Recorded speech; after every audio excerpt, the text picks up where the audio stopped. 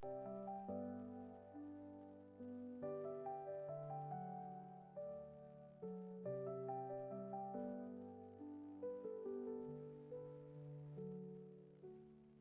Pendle Council livestream will start in just a few minutes. You can view tonight's meeting agenda by visiting pendle.gov.uk/meetings, where the upcoming meeting notes are available to view. We will go live very soon.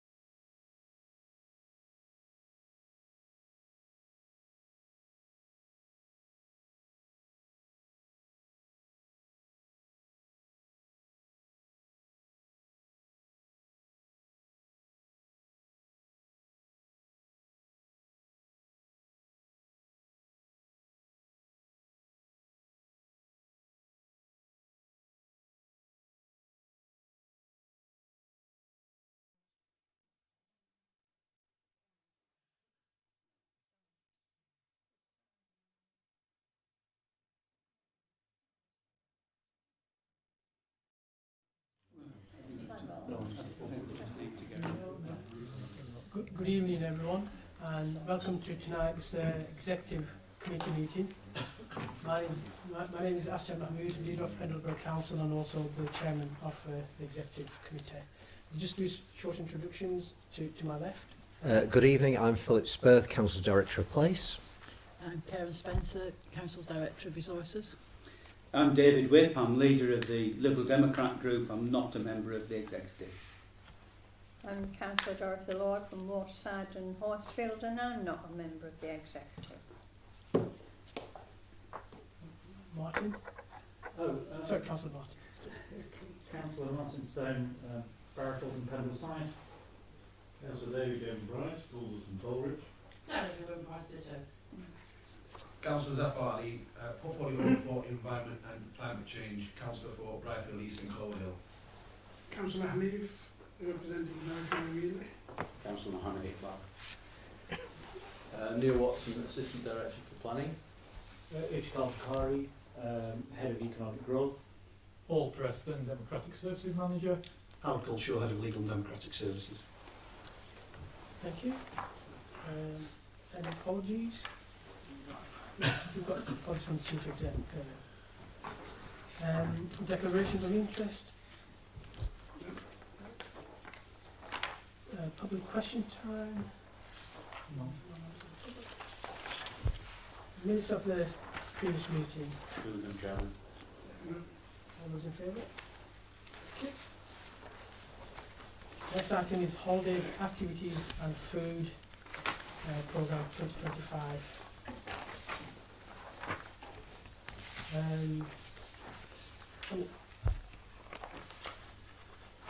So I can move the report as set out. Essentially, this report details information about. So yeah, I moved the report as set out. It kind of talks about the programme delivery over the last year. We've had £378,000 from LCC to deliver the programmes here in Pendle. 1,600 children and young people have benefited from the programme. We have been working with 20 HEF providers, all delivering high quality holiday provisions throughout Pendle. So it has been very successful, and there is a proposal that we, as a Pendle Council, kind of pass on the responsibility of this programme to Pendle Leisure Trust, and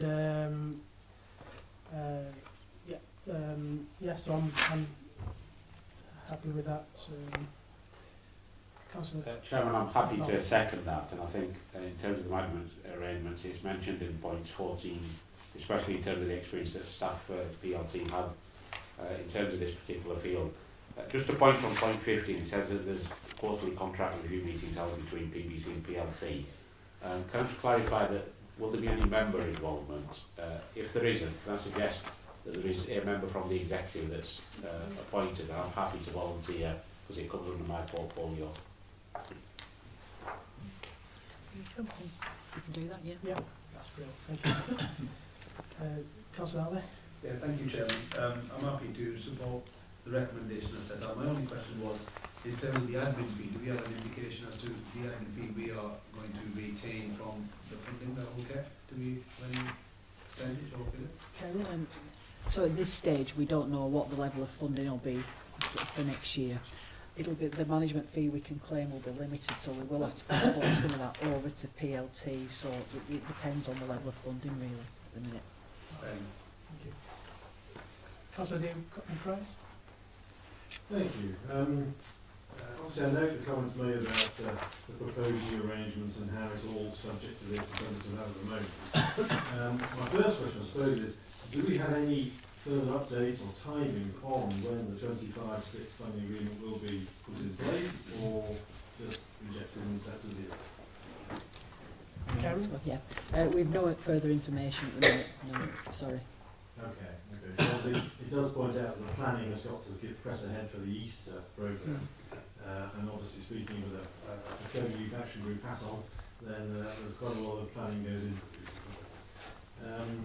The only other thing I've got is obviously Pendle Leisure Trust. We know that they're busy trying to run the resources and activities they run, but I noticed in paragraph 12 they've obviously had some discussions with other leisure trusts and think that it's worth them having a go, because obviously they can get a share of the 10% admin fee. Is there a conflict of interest slightly, because don't Pendle Leisure Trust run their own holiday clubs? Sorry, I can't answer that question. I don't. They do they? Right, okay, they do. Yeah. Potentially, but hopefully they'll be able to streamline them together. We've had a difficulty. Sorry. I was Sorry for the conversation. Yeah, let David finish and then. No, that was my final point, actually. Yeah, thank you. I've got Councillor Whip. Well, happy for Sarah to... Thank you. Councillor Sarah. We've had a difficulty in that we've sold out our hats very, very quickly. And certainly with the Christmas hat at SEAG, we were full, and then people didn't turn up. And that was really, really annoying, because those places could have gone to other people who did turn up, and we had to keep those places empty. In essence, we had trips, we had all kinds of things that were a waste. We absolutely want to provide half, we want it to be full, but certainly with the split days at Christmas, it didn't work for us. Last year, we received funding from the Police and Crime Commissioner to do half-term halves, and that made a huge difference in terms of antisocial behaviour and things in the town of Cone. A lot of businesses commented to me that the town was a ghost town in terms of young people, because we had 160 people a day at SEAG for our house. And we were so fortunate to have this funding from the Police and Crime Commission. I think that possibly if you're working parents, the half terms are the ones that you perhaps will try to wing it a bit, especially if you've got older children. It's not a very expensive thing to do. It gives a lot of dividends in terms of food for poorer children to eat healthily and activities, and the absence of antisocial behaviour. We were able to provide all the half terms covered as half, so there's quite a few of them. There's 2 weeks in October for less than £10,000, which, if you think about probably 200 children, 200 young people, that's actually an incredible offer. It's something that perhaps Federal Council could consider. Thank you. Councillor Whip. Thank you, Chair. just listening to the councillors Coburn Price there, I wasn't quite sure if they were declaring a conflict of interest as members of the Con Youth Action Group. Well, we don't vote, so there's no voting. As I say, I didn't know whether they were declaring an interest or not. Excuse me. My question is a bit more prosaic, in that. Sorry, I'll just wait until. So just seeking advice. Yeah, Chair. The Coburn Price's involvement in the Coburn Youth Action Group, I actually do enjoy, if that's the right word, a dispensation to be able to conduct those activities, and that dispensation comes from me. So, thank you for that. Thank you. My question really is, given the changed circumstances of the nature of the political administration, is the delegation of authority in consultation with the leader of the council a suitable vehicle for proper scrutiny of the decision, and would it be more sensible excuse me, for the Director of Resources to take that decision in consultation with the 3 principal group leaders? And if you want, you can extend that to the Pendle True Independents as well, but that's my question. I think the delegation of the running of the programme to Pendle Leisure Trust is sensible, given the way in which they depend on a massive management fee from Pendle Council, and if we can assuage that management fee by giving some other work which generates fee income for them, it seems to make sense. Of course, on the opposite side of the coin, Pendle Council loses that fee income for administering the programme. But yeah, just in terms of Councillor Whip's point about the delegation bit, I mean, previous executives, it's always been agreed that it be between the leader of the council and the deputy leader. Well, because we don't have a deputy, I'm comfortable in terms. I don't think there's much transition handover discussion on this one, and I'm happy that it stays in consultation with yourself, Linda. The Director. Yeah, obviously it stays within consultation with you. Thank you. Okay, all those in favour? Next item is provision of outsourced internal audit services. Can I just ask out of interest, I mean, is there any reason why we've not gone for the cheaper option overall? I know Tenderer B quarter 256, but their day rate is higher. Yes, so the number of days they were providing were obviously a lot less, and we felt that the number of audits, they gave us like a draft audit plan for next year, and the number of audits they were proposing were less and didn't cover some of the key areas. So we felt the level of days that MIA were providing were what we needed to be able to cover the key audits. And is it the case that MIA have done work with us before previously? MIA are our current internal audit, yeah. I'm grateful for that, and I'm happy to move the recommendation. The second. Thank you. Yeah, Councillor Coburn Price. Just a bit of feedback on MIA.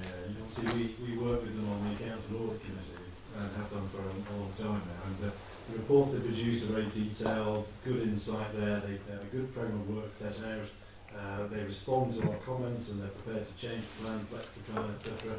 And obviously do the same working with Care and the other officers as well. So I think they provide an excellent service, and the day rate's good as well. So yeah, excellent. All those in favour? That's carried. Next item is UK SPF Fund, Round 2 interim year. If the Thank you very much. The purpose of the report is to set out the plan for the next 2025-26 financial year. And the idea is that we have an existing UK SPF funding which has been running for 3 years, between 2022 to 2025, and we have been awarded a potential of another year from 2025 to 2026. The current programme that we have doesn't need to be revised in terms of the investment plan which has already been set out for the last 3 years, and the funds will go to the combined county authority for their administration. The report also sets out that in the 2025 year there's a total of £21.7 million, which is split between a capital budget of £3 million and a revenue budget of £18 million. And as you can see in the table under section 6, that Pendle has been awarded £1.7 million out of that. Now, if you compare that with districts, we've done quite well in terms of the allocation that we've had. If you apportion the allocation across the last 3 years that we currently have, which works out to about £1.2 million, to be awarded £1.7 million is a significant increase for a 1-year programme for the new financial year. And as we have set out in the report on section number 10, that we are still waiting for some kind of details to come through from the government and the CCA as to how we then develop this programme and deliver on this particular programme.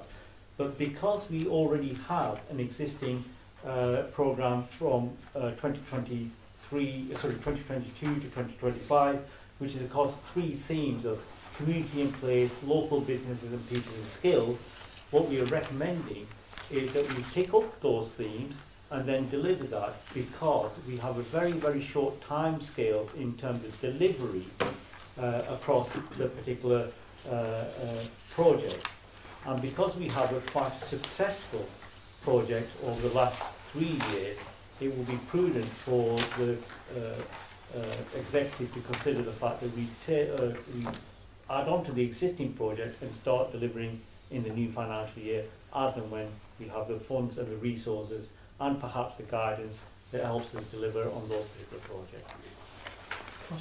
Yeah, Chairman, this is quite a comprehensive report, and thank you, Steve, for a summary of what's detailed.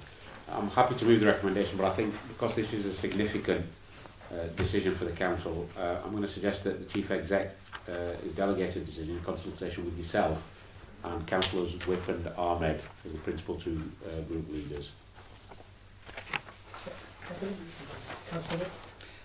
Thank you, Chairman. I'm grateful for that change in the decision. The previous 3 years has seen quite a significant investment in public realm work, which is what I've been particularly interested in. And so we've seen work in Briarfield. Well, work in Briarfield has yet to begin, but the contract has been let, as I understand it.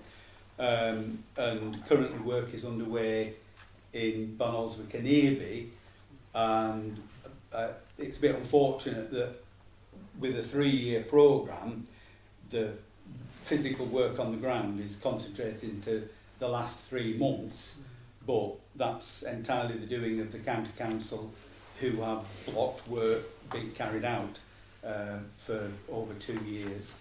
So it's good to see that work going on. I think that there is a lot of potential for that public realm work to continue. I have suggested to Karen that some of the revenue that is in here could be put into the capital in order to allow more capital work, because it's actually easier to invest in those capital projects than try and set something up for revenue spend and then end up, after a short period of time, people are exiting the post because they know there's no job for them after a few months' time. So that would be my suggestion, Chairman, in terms of trying to make best use of the resources. And I think on a wider theme, and please don't get upset about this, but certainly the existing programme has been used to give parts of the borough that weren't getting town deal monies, levelling up monies, something. And when you look at Nelson with the £45 million of town deal and extended town deal funding, you look at Colne with the 6.5 million. I mean, Colne have got programmes out of this, and mentioned Colne Youth Action Group as a principal recipient in Colne. But it has been used to share things around, and I hope that that continues to be the case in the future, rather than just ended up coming into the centre here and frankly getting lost amongst the millions of LUF funding from LCC and town deal money that is already on the table. Thank you, Councillor. Yeah, Councillor, as you know, most of that money is by the central government. It's not kind of controlled by us directly, even though we kind of deliver the projects locally, and we try to, spread evenly as much as we can within our kind of remits, so that all the towns get fair share in many ways. And I know you said 45 million at this stage. We only had 25 million, and the other 20 million is it's talked about over the next 10 years. We've not seen that money yet. We've seen very small amount. So it's very early days with a long-term plan. Councillor Corbyn-Price. Yes, just following up on the comments about capital and revenue and things like that. Obviously, the item on the agenda later is for the improvements to Briarfield Town Centre, which I think, as Councillor Whip noted, has taken 2 3/4 years to come to the table, and probably will not be delivered for another, heaven knows how many more months and things. I think the issue with just investing in capital, as many of these grants seem to do, is that you give someone capital and it's a big flagship thing, levelling up, huge amount of money spent on something, but someone's got to run it and look after it afterwards. Otherwise, the thing will just atrophy, rot, go mouldy, etc. And that's the sort of thing whereby the revenue funding is excellent. We mentioned Colne Youth Action Group, there's other projects like Together New Ground and the work they do. So lots of these big projects have been up and running for the full 3 years, and they've hit the ground running, and they continue to deliver big benefits to people. They don't need the capital intensive stuff, and in the latter years of the SPF funding, it's been allowed to be flexible between capital and revenue anyway, so that you could then deliver the projects to get their best ability. So I think the other thing about spending capital money is making sure we actually own the assets we're improving. I do cite some things in West Craven where we're improving things that we don't own. And obviously we have an asset management strategy developing about what to do, but we're improving pavements and squares and whatever that we as Pendle Council do not own. Yeah, we could lobby Lancashire County Council, and obviously we're down their list in terms of wanting to improve them, but we should spend money on things that belong to Pendle, or belong to organisations that operate in Pendle. So I think, I'm all in favour of Shared Prosperity Fund Year 4. If we can get that on the go again, because time is short and all the final reports are going into the end of March, so if we can get the allocation sorted and get the project running and delivering and continuing to deliver, then I think that's excellent. Thank you for that. And I think that if you kind of touched on it, the initial thoughts were that the 1 year extension, that money will be given to LCC and they will administer it and deliver all the projects. And working with all the other district leaders in Lancashire, we're lobbying really hard, and the leader of LCC has agreed, and they sent I think a written letter as well to the authorities that this can be administered and given to the local authorities to deliver projects, which is a very positive step. Councillor Webb. Chairman, I just wanted to pick up on what Councillor David Coburn-Price said, because he was saying, that Pendle Council shouldn't be investing in assets that it doesn't own.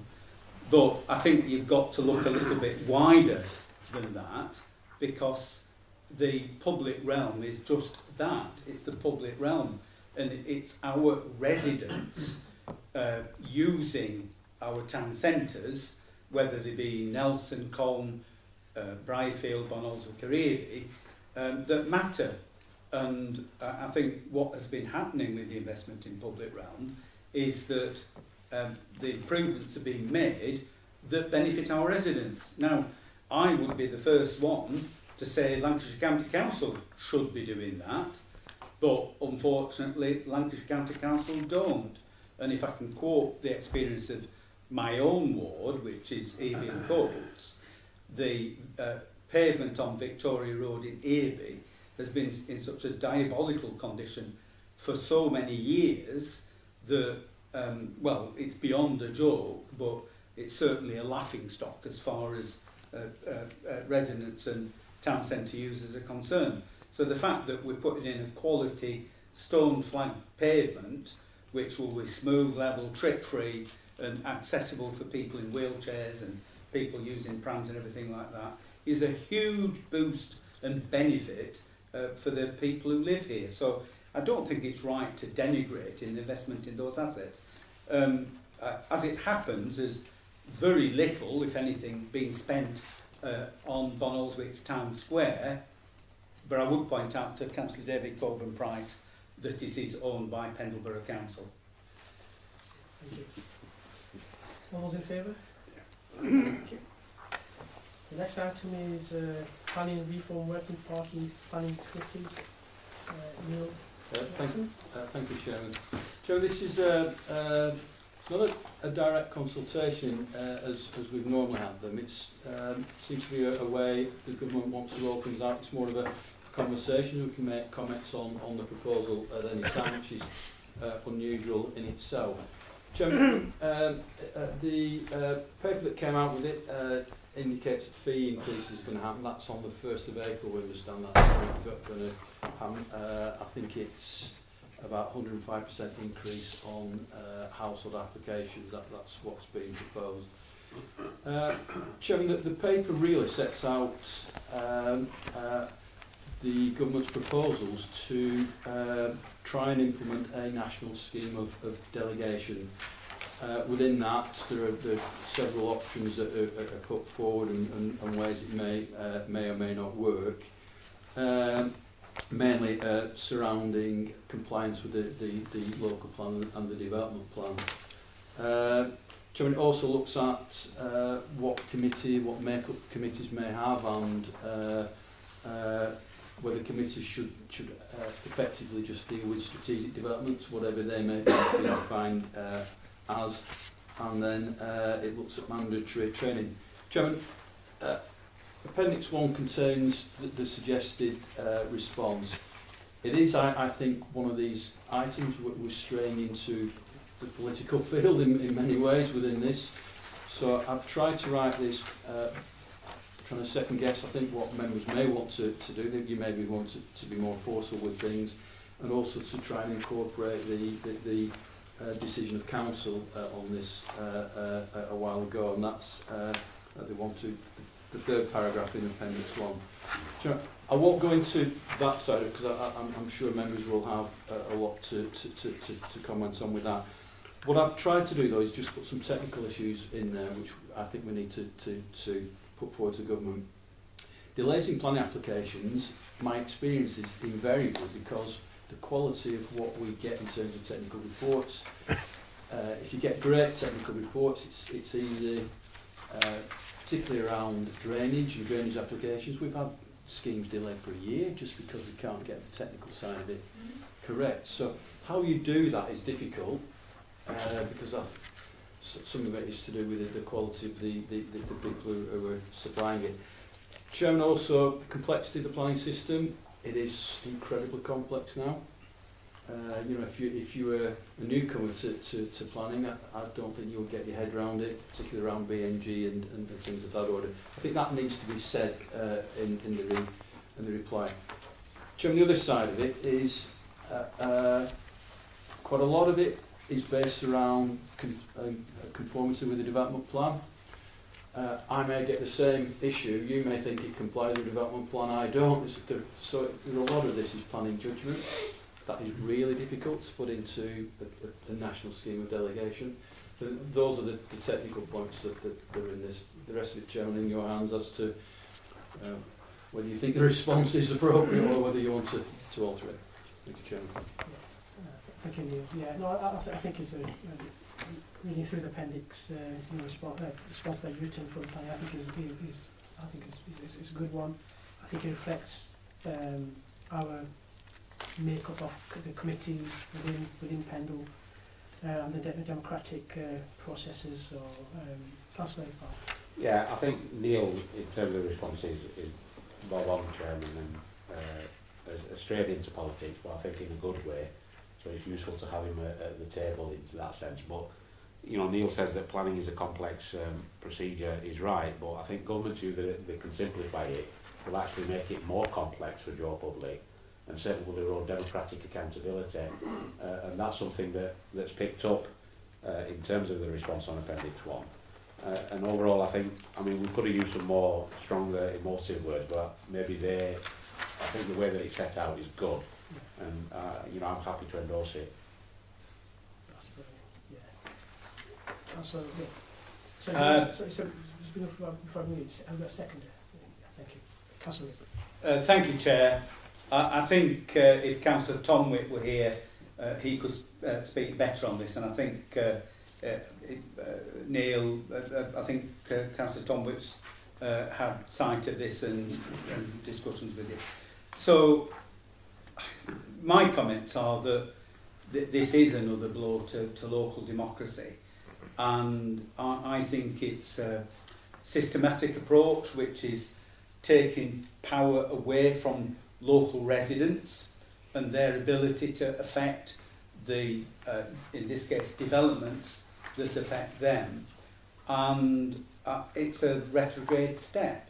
I think potentially it's a developer's charter, and I think the system is going to facilitate local people, local representatives being rode roughshod over, and that is very regrettable. I think Neil has, to some extent, chosen his words carefully, but it does contain those concerns, and perhaps that's the politic way of doing it.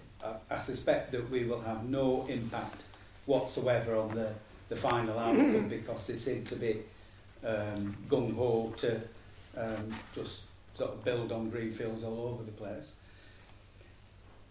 Neil touched on a very relevant issue in terms of resolving some of the issues that surround applications, and I want to quote from one that's gone, but I could quote from one that's current, and I don't think that would be appropriate.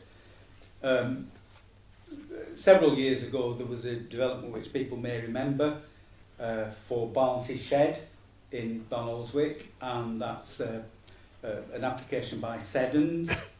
The first application was considered by the Central Development Management Committee because of its size.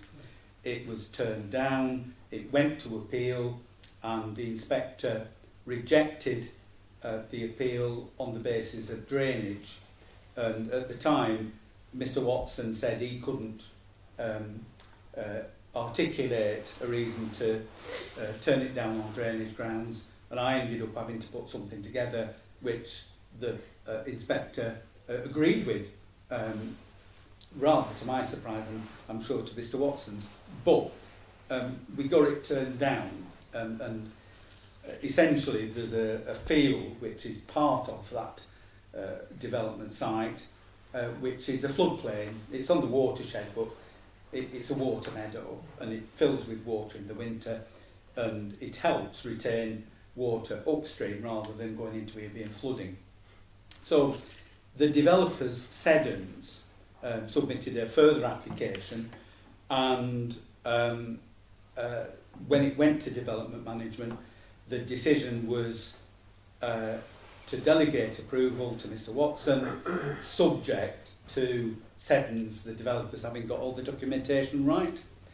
And as Mr Watson knows, I was looking at the development, and there's water from a place called Little Cut, which used to be connected to the canal, but it now isn't. And I said, well, the water from that development, from that Little Cut, goes into the development. The developers, first of all, said, oh no, it goes under the canal. So we proved that that wasn't the case. They then said, it goes into the canal, and we proved that that wasn't the case. And then I thought the next move is they're going to say it goes over the canal, but they didn't come with that one. And ultimately, they did some site investigations, and lo and behold, it went exactly where I said it'd be going all along. Now, I can't remember how long that process was, but I would guess it was 15 to 18 months, something like that.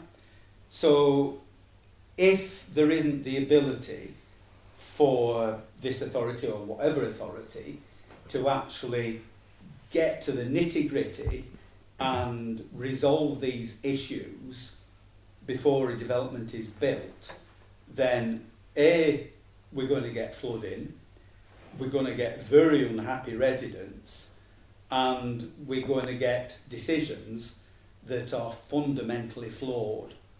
So all this drive to build and do it quickly is not going to benefit people in the long run, and we're just going to store up problems for the future. I would like to see that restraint removed from the national delegation scheme. Whatever I say, whatever you say, whatever Pendle Council says, I don't think it'll make a blind bit of difference. But when local residents turn around, and as they will, blame all of us for flawed decisions, you know, we need to pin the blame where it lies. So, Mr Chairman, I would have written some of this a bit stronger, but of course I would. Thank you. Councillor Sarah Cullen. Before I sort of comment on it, I'm just genuinely confused about the bullet points, Neil, on page 2. I've read these several times. I thought it was a relatively comprehension question. So there were 3 options are set out for the general scheme of delegation. Delegation, where a development complies with the development plan, so it complies. Or delegation, except where there is a departure from the development plan. And they're just exactly the same, aren't they? It's from the government's papers, so... Because it means the same, doesn't it? It means exactly the same. It's not an option at all. There's no option there. I just wondered whether there'd been some sort of typographical error. It's just the same thing. Yeah? Anyway, so I don't actually think that Neil has been remotely political because, in fact, all 4 parties agree that we represent our local people. So I don't think there's any disagreement there. And a few years ago, this council, not this administration, but this council, sent a whole series of really quite rude and nasty and abrasive letters to government. And I just thought, if I received those letters, I'd just be putting them in the shredder because they're not very nice. And I think that the tone of this one, which gives our feelings about representing local people very clearly, without being nasty, is exactly right. So, well done, Neil. I thought at the top of page, terribly blind, page 6, where you set out that example, that exactly shows why it's so important, the second paragraph at the top of page 6. It shows exactly why it's so important that we make those distinctions and how the distinctions are important. In our ward at the moment, we've got the most trivial, I don't want to do the applicant or the people commenting on it, but on the face of it, if Angela Rayner or Rachel Reeves was in this room now, they'd say it was the most trivial planning application ever to be. And it's essentially that there should be a rural track with a little thing down the middle and some nice banking with flowers. Honestly, there isn't a building in it really at all. It's the smallest thing. And people who care so much about their local area have already, I went on the planning portal, there are 5 long letters all about the biodiversity of these little verges. And I just don't feel the Labour government realises how people really care about their local area. You know, these things matter to people, and we, as elected representatives, should be, they want us to consider these things. And also in the middle of page 6, it says that we should have the flexibility to call things in. And I think, you know, with all the greatest, not due, but actually greatest respect to the planning department and Pendle Council, sometimes those tiny nuances, you know, you're a part of area committee, aren't you, Neil? And you've got the planning officer's report and it all seems very clear, and then somebody will come in the room and say something that's a bit of a game changer, and then perhaps somebody will bring some local knowledge that's a bit of a game changer, and by the end sometimes Neil's going, do you know what, I think that's a really good point. And we're all listening in the room and making the right decision with all the information in front of us. And that's so important. If that hadn't been called in and had that fair hearing, we wouldn't have made the right decision, time after time after time. So I think that this lays it out really well, and I'm sure they won't listen, but yes, we've tried, and we all agree. Thank you. All those in favour? Next item is mutual aid arrangements. Councillor Howard. Yeah, thank you, Chairman. In terms of the report as it's set out, I'm happy with the recommendations. One of them requires us to continue, make a decision as to whether or not we should be continuing to support the Highway Authority. I know there's some issues that have occurred in West Craven, and I'm sure Councillor Whip will be coming in on those, but I think overall it's important for this council to continue with this arrangement with LCC. I fully appreciate there will be issues when I suppose sudden wintry conditions are upon us, and yes, there's of course things to be learned, and I do agree with some of the remarks in paragraph 4 asking LCC to obviously learn from their experience, and that's not just in West Craven, that's probably across the borough as a whole. Obviously the landscape of the borough varies from Briarfield all the way to Colne and on the other side as well, and of course there's no financial impact on us in being as part of this agreement with LCC either, so I think there's probably more benefits than negatives, and I'm happy and I propose that the council continues its support, subject to, of course, some of those comments from West Craven being taken forward to LCC as well. Thank you, Mark. Councillor Whip. Thanks, Chairman. I'm not sure whether you need necessarily to take a decision this evening or whether it needs to have further consideration. But this is entitled mutual aid, and as far as I can see, Lancashire Council is all take and no give. So the mutual aid only flows in one direction. And that's the case if we have an emergencies like flooding, where you see David Walker and staff from Environmental Services from the engineering section on the ground during an emergency, and somebody from Lancashire County Council, the lead local flood agency, they might rock up 6 weeks, 2 months later, if at all. And I think that coming back to winter maintenance, there are fundamental problems with Lancashire County Council's attitude, and I'm going to contrast what we have currently with what used to happen when Pendle Council ran the service. So in the period of snow and ice that we've just had, if we'd have had one of those when Pendle Council was doing the gritting, there would have been scores, hundreds of members of staff. We had the highways at the time, we had the cleansing section, we had all the parks people, and they were thrown onto clearing snow and gritting streets. So all the vehicles would go out and go up the streets, which are nowadays not treated at all. And if you go and look at the county council policies, you can see they proudly proclaim, to their shame, they proudly proclaim on the website that we will not treat any roads, any routes that aren't part of their primary or secondary network. Now, it's very rare that they actually manage to treat their secondary routes, and the proof is in the pudding, because many of them were left untreated until the very end of the recent icy period that we had. Another failure is that within the County Council's policies, and I know that they're there because I was one of the people who helped draw them up, but there are priority footways. And these priority footways are in town centres, all town centres in Pendle. They are routes to school, and I think this is where Lancashire County Council is very badly falling down.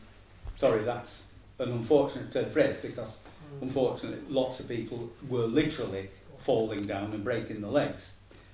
So again, under Pendle Council and under Lancashire County Council for a time, they had a whole series of small contractors, some of them farmers, other small contractors who could come in and use their equipment to grit these pavements. Several years ago, the County Council dumped on these small contractors from a great height because they did the work and they didn't get paid. Lancashire County Council changed the accounting system, and the contractors over the last 3 and 4 years have just walked away. They're not willing to do it, and the people who used to come round with a little quad, gritter on the back, do the pavements, they won't do it anymore. Lancashire County Council has some equipment. I'm not sure I saw it being used in Pendle, and I'm not sure any other councillors did either, but it certainly wasn't evident in dealing with the snow and ice on our pavements and on our roads. So we have awful problems of the ice in the town centres. There was a day, probably the Tuesday of the snow and ice, or it might even been the Monday, I'm not quite sure, but I'm on to both Lancashire County Council and on to David Walker about gritting car parks, and then on to Lancashire County Council about gritting the priority pavements. And lo and behold, I'm talking to David Walker about gritting the car parks, and David said, oh, Lancashire County Council have asked us to come and do priority pavements. So, you know, my request to Lancashire County Council was then coming back to Pendle Council for Pendle Council to pick up the tab to do the work on our town centre streets. And I don't know how other people found it. In Barley, we've got a really great hand sweeper who did the best that he could with the meagre resources that Lancashire County Council have left in terms of gritting grit bins. And other members of the crew came over to help with that. But I mean, it was all a bit late, and none of it was Lancashire County Council. Myself and a member of staff of Barnoldswick Town Council cleared the snow and ice along Station Road, and I'm bemoaning the fact that Lancashire County Council hadn't turned up, put resources into doing that sort of clearing. We spent half a day doing it, and lo and behold, there's 2 Lancashire County Council staff comes along the road, and unfortunately, they had blue uniforms on, and there were parking attendants coming to dish out tickets for people who were parked inappropriately. And you couldn't see the yellow lines because they were covered in snow. And I said to him, what are you going to do? I said, because there were people who couldn't get onto the car parks because they were icy. Yeah. So, like, you've got abandoned vehicles all over the place, and I'm sure it was the same everywhere else. I said, what are you going to do? And they said, oh, well, if we can't see the lines, we can't do anybody. So they were walking round, literally, in a twosome, and they couldn't book anybody because they couldn't see the yellow lines. What on earth were they doing? I said, well, do you want to trouble? You want to go and get some grits? Oh, no, we can't do that. Should have given them a bag of grits. Yeah, well, I mean, to be honest, they, they were very friendly and personable, and it was nice having a chat to them, but why on earth Lancashire County Council sent parking attendants, I'll call them that, civil enforcement officers, to give them the proper title, why they came on that week, I have no idea. So, Chairman, I think that, there are big problems with the County Council's winter maintenance system. The other one that I haven't mentioned is refilling of grit bins. Now, past experience, and there's several councillors here who've been around this problem for long enough, past experience shows that once you've got a protracted period like that, you need to keep your grit bins full because residents will help themselves, they will clear the streets, but if they haven't got the weft, if they haven't got the salt, they can't do it. So what always happens, that within a day, perhaps 2 days at most, all the grit bins are empty. What does Lancashire County Council do? They don't get on that straight away. They don't bring in contractors from the get-go. They wait for a week and then they commission private contractors to come and fill those grit bins up. And I've got evidence on my phone because a private contractor rocked up in Barlick as the thaw was setting in, and I said, what are you doing? Oh, we're filling grit bins. And I said, well, why didn't you, I wasn't having a go at them, I said, why couldn't you start earlier? They said, oh, Lancashire County Council only gave it a job yesterday. They'd waited 5 or 6 days before setting the contractors on. And why couldn't they do that at the beginning? They knew what it was going to be like, forecast was all there. And I mean, the other thing with that was, they said, oh, look at this list.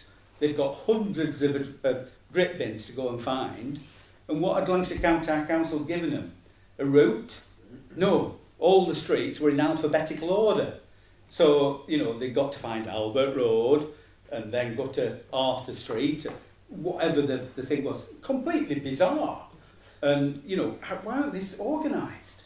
So, you get me drift about the County Council. Yeah.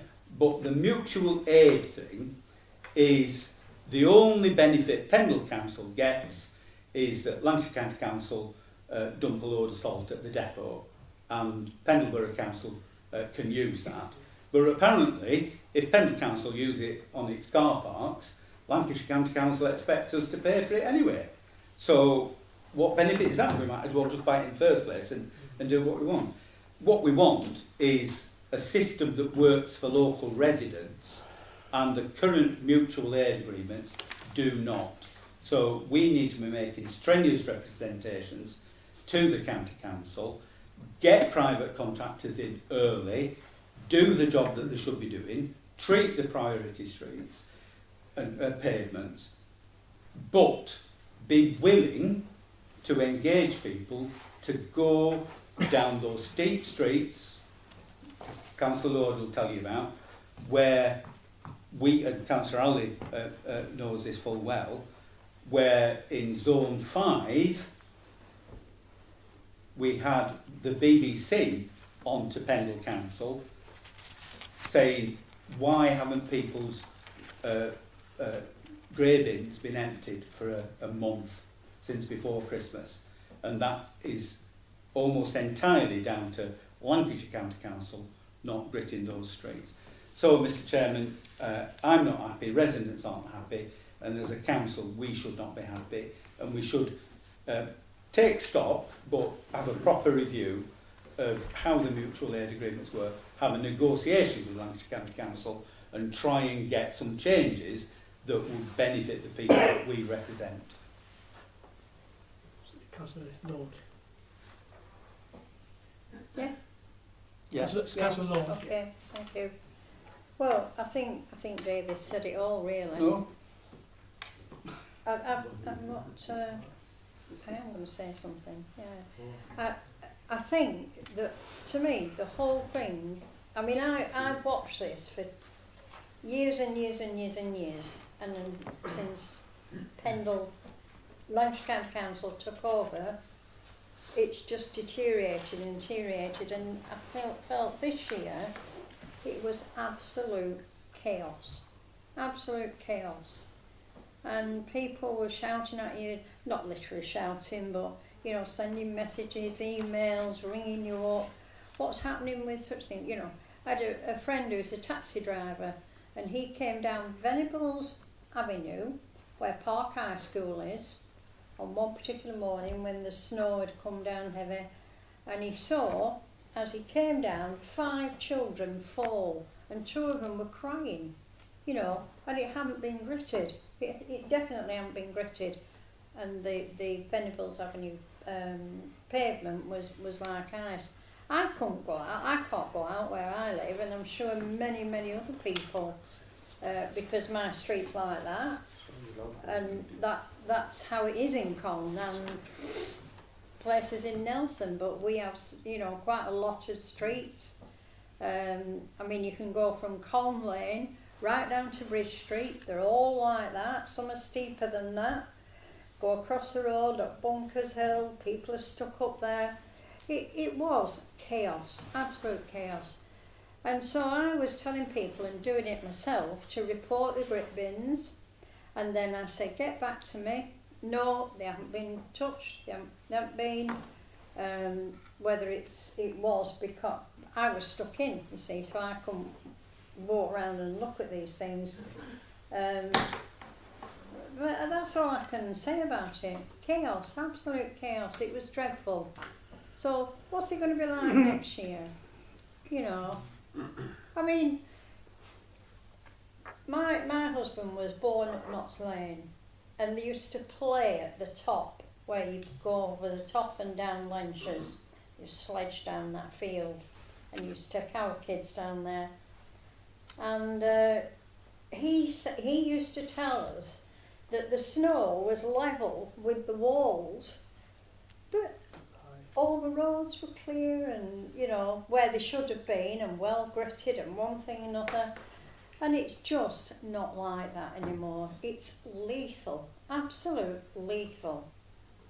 So, you know, definitely they need to have a new plan completely, especially for this borough with you know, the topography of it all. Yeah. Thank you, Doc. Councillor Sarah Corbyn-Price. I'd like to offer a balanced scorecard. It's certainly true that the pavements of Combe were not, I mean, they were terrifying. And here's the thing that's so surprising. Combe Town Council offered to help. And they had a little quad, and they said, could we help, could we get involved? LCC didn't get back to them. And then also in Combe, I'm coming to a good bit in a second, but in Chorlton, all of the grit bins disappeared off Love Clean Streets. So I'm merrily saying to people, don't worry, just report it, it'll come up as a green dot, it'll be an asset. And they went there, and there were no dots for the whole of Chorlton. We managed to sort that out really quickly, within hours actually. LCC got onto it, and then I reported all the empty grit bins that happened a couple of days after the first snowfall in Laneshire Bridge and Chorlton. People got back to me. And I have to say, positively, 10 out of 10, I said, please get back to me when they're full. People got back to me in under 24 hours to say those grit bins in Chorlton and Laneshire Bridge, perhaps they weren't in Combe, but they were in Chorlton and Laneshire Bridge, they were filled up in under 24 hours. So you can't fault that. Thank you. Councillor Corbyn. Well, I didn't. Yeah, just in terms of the recommendation, Chairman, I'm just thinking whether, because it's been nearly 15 years since the mutual aid agreement was signed, whether now's an apt time to arrange a member/officer level meeting with the County Council And I mean, we'd of course love to invite them to Pendle, but history shows that we have to go to Preston to meet them. That we had a third recommendation that says that we arrange a member officer level meeting with LCC to discuss the mutual aid agreement, and we can then pick up some of the issues face to face. I mean, the Director of Highways is coming to my division, my county division, in the morning, so I'll try and make him aware to say, look, we need to have this meeting, and he's more than welcome to use our town hall. But over the last 15, 20 years, it's been a case that we have to get on the M65 to Preston, but I think we'd be willing to, and that can be cross-party. Thank you. Happy second that. Yeah. All those in favour? Okay. The next item is overview and scrutiny review of Mechanical Street cleansing, compact sweepings. Councillor Allen. Yeah, thank you, Chairman. Grateful to the overview and scrutiny committee. I was hoping Councillor Church would be here tonight. He might have shed some light on some of the views of the committee. Oh, okay, great. A lot of the issues that have been highlighted are valid ones, and generally I am fairly in support of most of the recommendations and the proposals set out. As we all know, it's a constant complaint of residents that mechanical sweeping is not obsolete, but it's pointless in some areas where the vehicles are so packed alongside the curbside that you see the mechanical sweeper just sort of going straight down the middle of the road, and it's like, well, what's the point of doing that? And of course in other residential areas as well, similar issues, you'd expect mechanical sweeping or some sort of sweeping or cleaning of the footpath in and around, say, the schools and some of the heavy traffic areas. But again, because of vehicles and the way vehicles are parked, and unfortunately not everybody is as supportive of, you know, maybe in some areas where they move the vehicles in certain times to allow sweepers through. And I think sometimes the answer is mechanical sweeping or litter picking. I do my street, for example. I know other colleagues probably do their own streets and their own patches, and I'll continue to do that regardless of the recommendations. And of course there's the financial benefit of the proposals that are set out. And one thing I didn't see was the carbon footprint element to this. By reducing mechanical sweeping, no doubt that'll obviously improve our figures on our footprint. It is inevitably a budget matter in the end, and whilst I'm grateful for the work of the steering group and the overview and scrutiny committee, I'm happy to note the report and let it come forward to the next budget setting and budget working group to consider. Yeah, thank you. Second. Second that. Thank you. Councillor David Cornpass. Yes, thank you, Chairman. Yes, thank you, Zafar. It was a good project we did. It took a couple of goes on this one. Obviously, I think the idea of rationalising the fleet was discussed a few years back, but I think the killer point was that we hadn't missed off this, the fact of the notice period. So therefore there's obviously going to be termination fees if you get to clear them sooner rather than later. So that was factored in. As you say, the big issue was that residents love big bits of kit. I think it was pointed out when we discussed this in council before. They love huge machines going up and down roads, thinking I can hear them. I can hear the noise of the sweeper. It's really doing my, street lighting. It's marvellous. But then David Walker produced tons of photographic evidence of the fact that almost all streets have got cars. They're parked up. You can't often even get into the street. Never mind go down the middle of it. But you're not doing in between the cars, and you're not cleaning up all the mess there. And that's the problem that they faced. So they looked at the fleet of 5 and said, looking at all the routes, how would you redo the routes so they get the best coverage in the whole area? And then, if you then got rid of 2 vehicles, so to a termination fee, which is factored into the calculations, as you say, then you could use those 2 staff to become manual sweepers and target them at those parked up areas.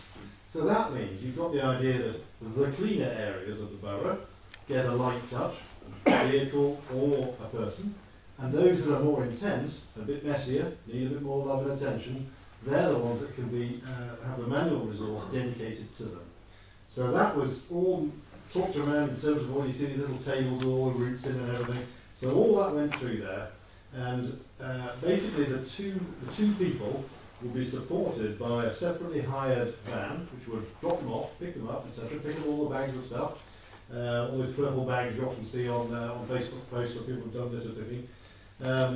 You're right about the carbon footprint. Yeah, that could have been brought out in the report as well. But as you say, it's a benefit, isn't it? We're getting rid of 2 vehicles, and that should be a sort of standard factor in all reports, really, in terms of environmental impact, climate change, etc. Just a factor into our efforts. So, overview and scrutiny was unanimous in this, thinking this is the good way forward. Small investment in year 1, but then benefits in years 2 and 3 and ongoing. Obviously, it's flexible, so if we think that we might in future benefit from even more manual input and fewer vehicles, we might be able to get rid of another one, for example. So there's plenty of ways to take it forward, and the overview and scrutiny was very satisfactory, very happy with the results of the review. So yes, I urge you to go for it and get this in place as soon as possible, so that David Walker can press on and deliver what residents want. Councillor Lord? David's right about the people listening for the mechanical sweeper, and I knew the lad that drove the one that came round, Damien. I don't know if he's still with us, and he was such a nice person, and he really, really took pride, and I thought, oh, Damien's coming round, you know. And he came every week, and sometimes he got out and picked things up or did this, did that, and the place was spotless, you know, right through his area. But it's not like that anymore. It's not like that. It's dreadful, absolutely dreadful. You know, and we have a good band of litter pickers that go out every Friday, although, oh yeah, it is Friday, they're not out tomorrow. Alice put it on Facebook tonight. And they work tremendously hard, and they collect bags and bags. The problem in Colne is wind. And if it's windy in Colne, it's really windy. You know, now across from me, I've watched this bin for 40 odd years. There's a yellow bin on the lamppost. I've caught people, I have caught them, I've seen them emptying the cars of rubbish. I even saw my grandson, and he put a McDonald's thing, alright, he put it in there, didn't throw it on the floor, but you're not supposed to do that. You're not supposed to empty your rubbish out of your house or your car into one of those bins. So they're always full. It's still always full because it only gets emptied every so often. And then once you get a stormy day, the rubbish is all over the place. It's not always people that are dropping rubbish. It's flying out of bins with no lids on, or they're open, or the litter bins like that. It's a massive change to what it used to be, and it's sad. It's really sad. I know people do tend more nowadays to throw litter. But yeah, bless him, Damien. Thank you. Yeah. Councillor Mick. Thank you, Chairman. Well, the two mechanical sweeper drivers that I'm familiar with are Damien and Phil, and I'm not sure if Damien's currently at work, but they do a fantastic job, and they take a pride in what they do, and that comes out, as Dot has said, in the way that they respect areas. And Councillor David Coburn-Price referred to trying to cut the machines a few years ago, and he said that failed because, you know, they hadn't taken into account the cancellation, you know, the contract fee and compensation to the machine owners. And what happened was that the previous administration reduced the number of mechanical sweeper drivers from 5 to 4, and one machine was stood in the yard doing nothing but Pendle Council was still paying for it.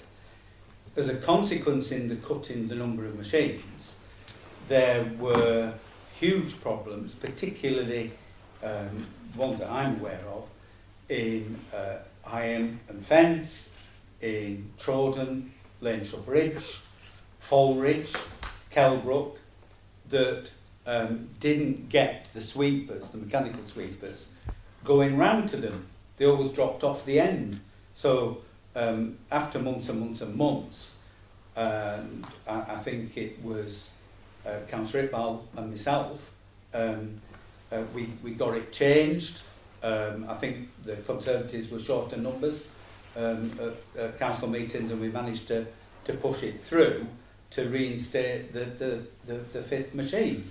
And as a consequence, the standard of cleanliness in the parts that didn't see a service in the interregnum went back up. So I'm very suspicious of this. I don't think you can cut 2 mechanical sweepers out of 5 and deliver the same level of service.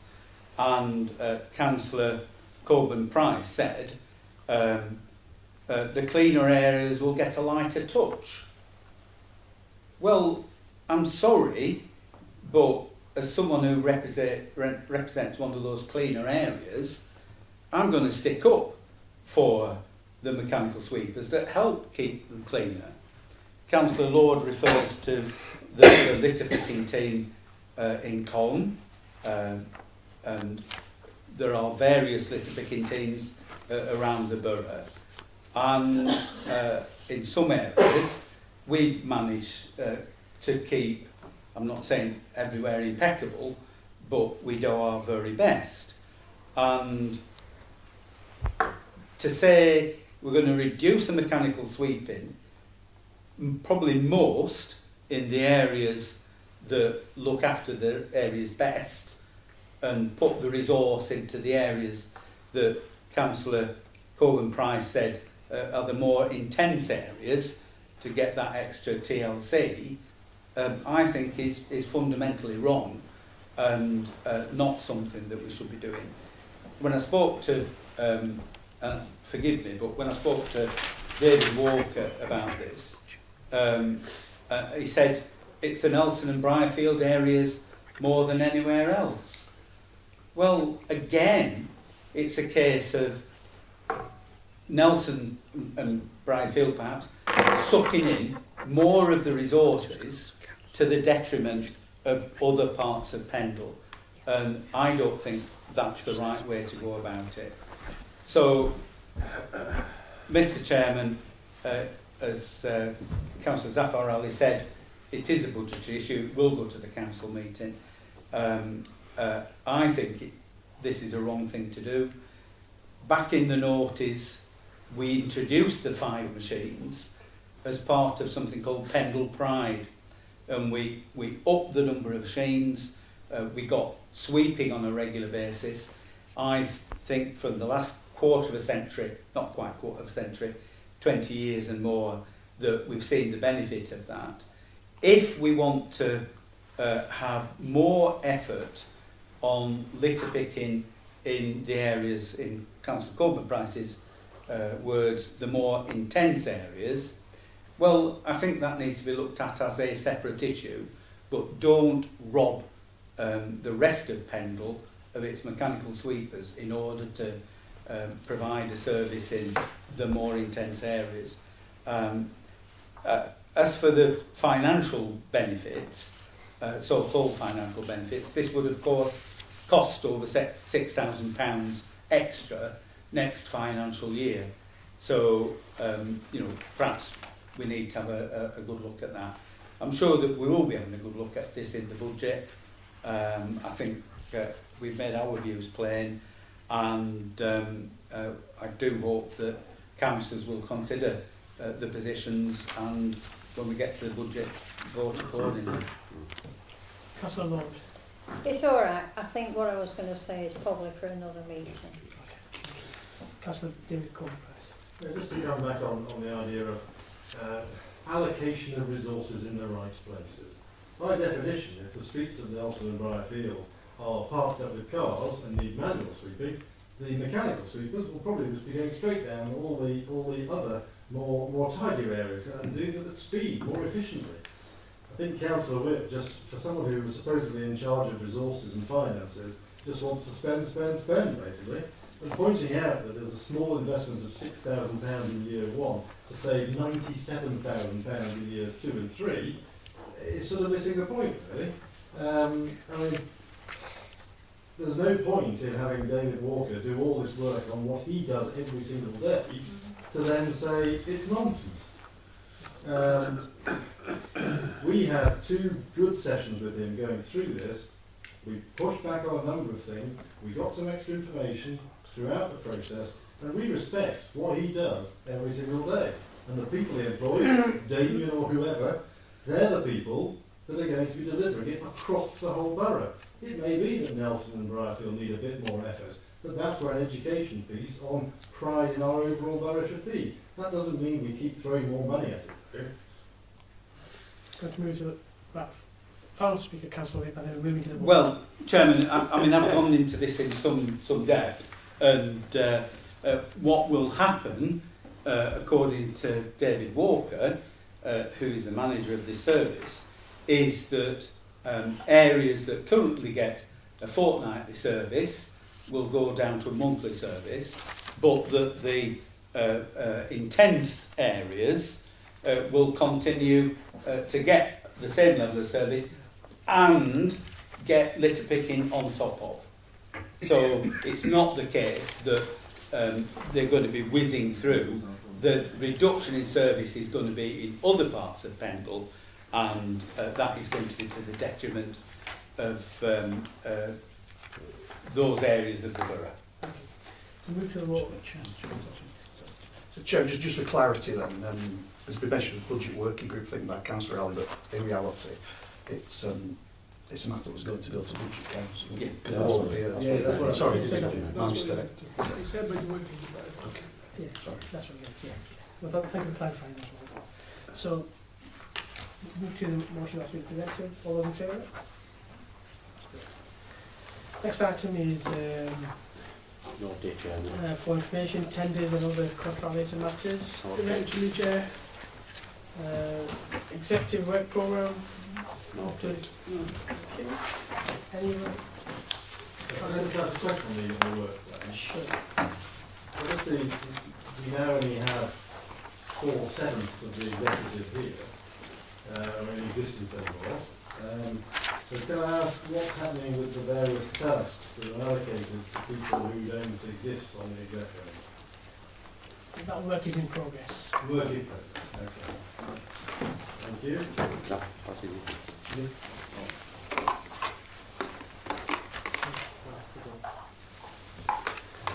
Yeah, thank you. Thank you, yeah. Thank you for everyone. Have a good night. Safe journeys. Thank you.